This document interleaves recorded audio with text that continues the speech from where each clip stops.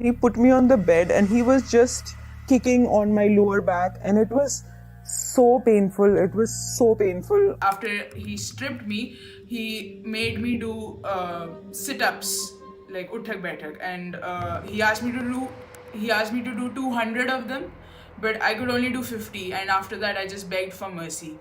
And while I was doing the sit-ups, he was recording me on a phone.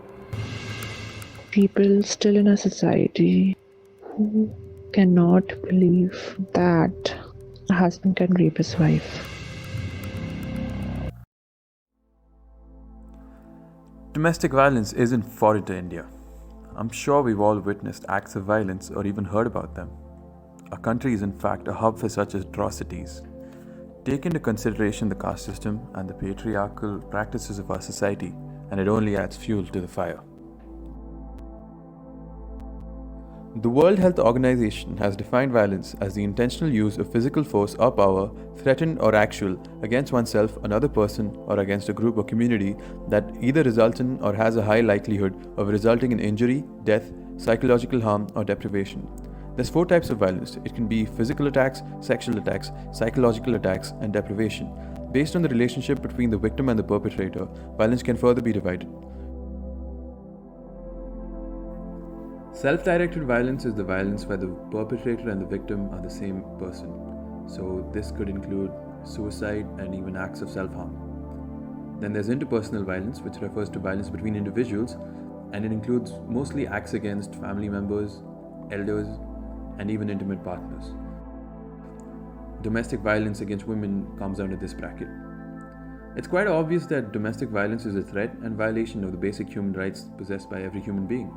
Every human being should be able to exercise these rights regardless of their social or economic background. In order to exercise these rights, the victim should be aware of what acts qualify as domestic violence. So when is it domestic violence?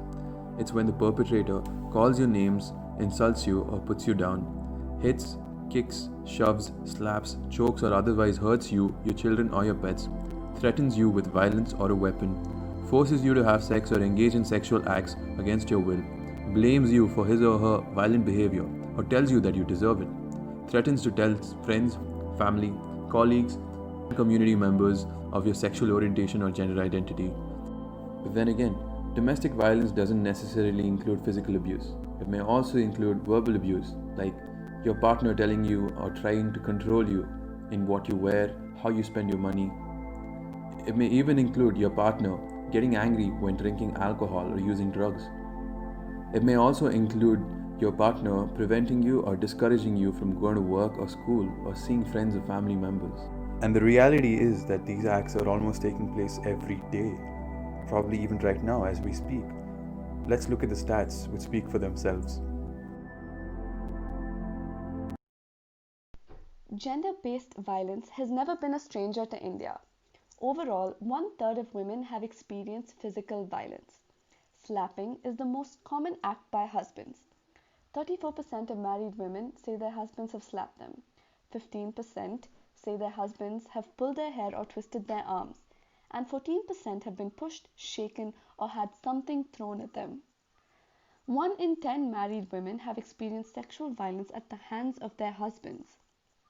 According to the poll conducted by the Thomson Reuters Foundation in 2018, India was named as the most dangerous country for women after coming 4th in the same survey 7 years prior.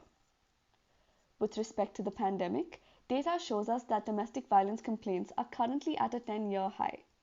In 2020, between March 25th and May 31st, 1,477 complaints of domestic violence were made by women.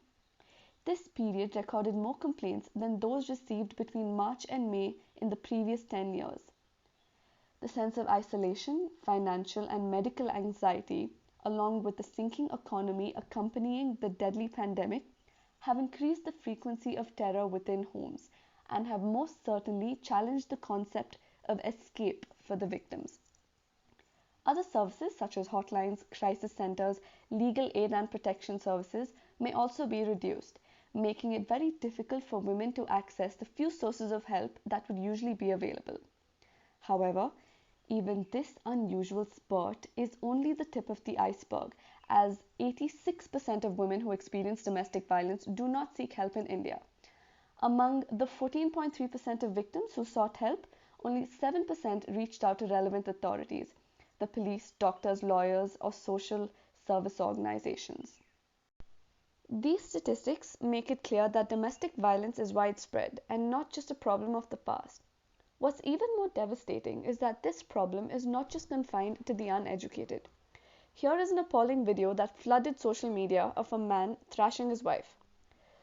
This is Purushottam Sharma, a Director General ranked IPS officer of Madhya Pradesh. His wife had allegedly caught him red-handed having an extramarital affair and had confronted him. Speaking to the media, he said, and I quote, "In 2008, she had complained against me.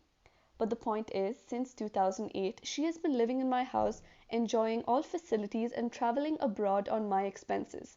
If my nature is abusive, then she should have complained earlier. This is a family dispute, not a crime. I am neither a violent person nor a criminal." It is true. Most of the time, women don't want to leave an abusive spouse. And that's because of the stigma attached to divorce in India. Very few families would support daughters who want to walk out of abusive marriages, especially if they have children. And fewer men would agree to marry a woman of divorce, as to them, this raises a red flag, as though it is the woman who is to blame, a woman perhaps unable to adjust. Domestic violence does not respect class, race, religion, culture, or wealth. A working class mother is just as likely to be abused as a professional woman making million-dollar decisions.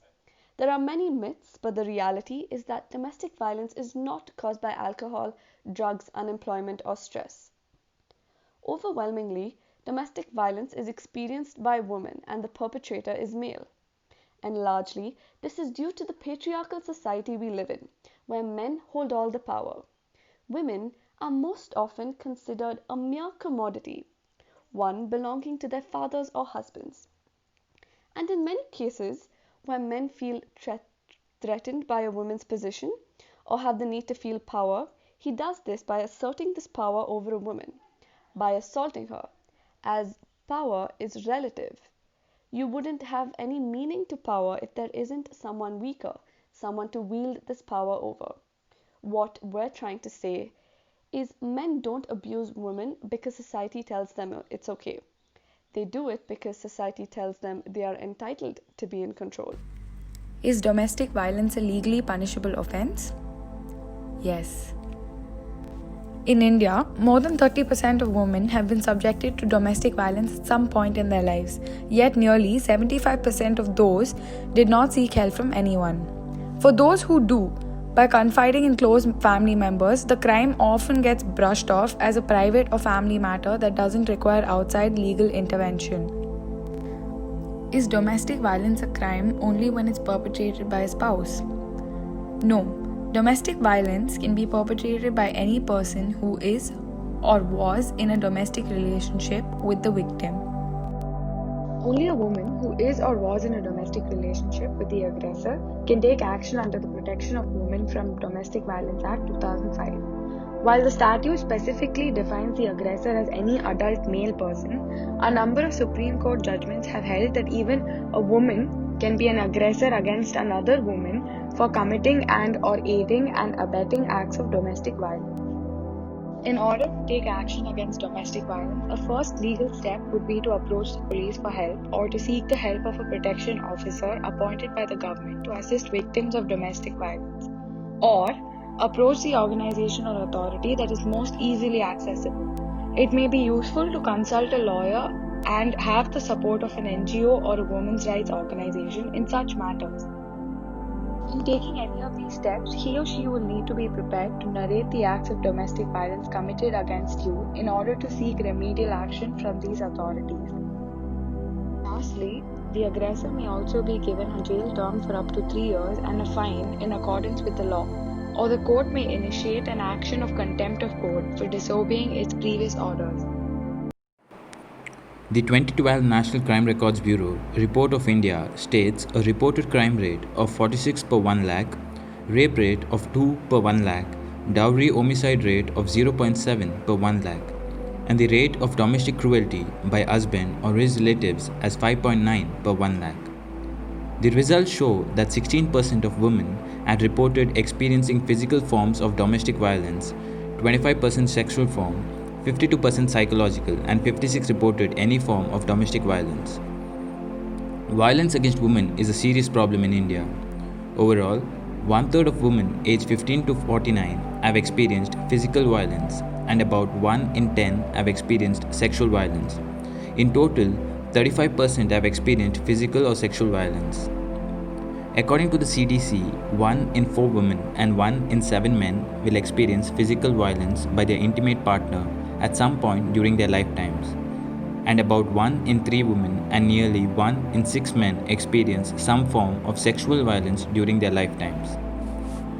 Women between the ages of 18 to 24 are most commonly abused by an intimate partner. 19% of domestic violence involves a weapon. The biggest reason why domestic violence and sexual assault remain so prevalent today is because of silence and lack of knowledge. In addition to the immediate trauma caused by abuse, domestic violence also contributes to a number of chronic health problems, including depression and substance abuse. Additionally, this abuse often limits a woman's ability to manage other chronic illnesses. People going through such abuses should not be afraid to reach out and ask for help. And we should not be afraid to reach out and offer help. These conversations can be difficult and delicate, but we need to have them.